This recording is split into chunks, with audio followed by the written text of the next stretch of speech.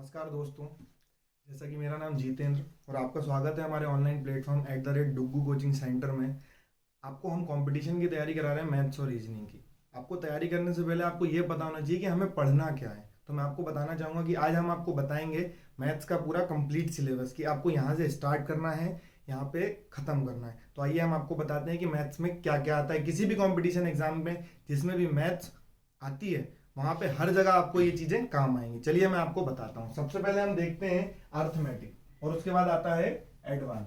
तो अर्थमेटिक जो होता है हमारा अंकगणित होता है, तो उसमें जो मेन चैप्टर होते हैं, जो सबसे मेन चैप्टर होता है, जो लगभग 30% हमारा यूज होता है हमारे कॉम्पिटिशन एग्जाम में, वो होता है परसेंटेज। परसेंटेज के बाद आता है इसी का एक भाई जो है profit and loss. Profit and loss के बाद आप देखेंगे कि आपको मिलेगा रेशियो एंड प्रपोर्शन। उसके बाद आता है हमारा पार्टनरशिप।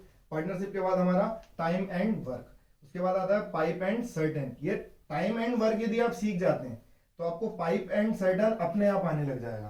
तो ये दोनों को आप एक ही बोल सकते हैं कि ये भाई भाई है। उसके बाद आप देखेंगे ट्रेन से रिलेटेड क्वेश्चंस आते हैं, जो हमारी ट्रेन चलती है। उसके बाद आता है बोट एंड स्ट्रीम। तो ये ट्रेन जो होती है और ये जो बोट स्ट्रीम होता है, ये दोनों भी आप इनको भाई बोल सकते हैं। यदि आपको इनमें से एक भी चीज आती है तो थोड़ा बहुत कैलकुलेशन होता है, इसमें थोड़ा सा एक्स्ट्रा होता है, बाकी ये दोनों सेम चीज है। उसके बाद आता है हमारा CI और SI। और उसके बाद आता है हमारा एवरेज, जिसे हम औसत बोलते हैं। आगे चलते हैं, जैसा कि उसके बाद आता है हमारा नंबर एंड सिस्टम। ये बहुत बड़ी रीड होती है हमारी कंपटीशन एग्जाम में। इसका भी लगभग 10 से 15% हिस्सा हमारे कंपटीशन एग्जाम में यूज होता है। 10 से 15% नंबर और सिस्टम। उसके बाद हम देखेंगे एज, छोटा सा चैप्टर है, 1 से 2 क्वेश्चन आपको हर कंपटीशन एग्जाम में मिलेंगे। उसके बाद SCF और LCM, इसका क्वेश्चन भी आपको पक्का एक क्वेश्चन जरूर मिलेगा। उसके बाद आता है हमारा सिंप्लीफिकेशन। सिंप्लीफिकेशन के क्वेश्चन भी आपको लगभग 1 से 2 क्वेश्चन मिलेंगे हर कंपटीशन एग्जाम में। उसके बाद आता है हमारे स्क्वायर एंड रूट्स।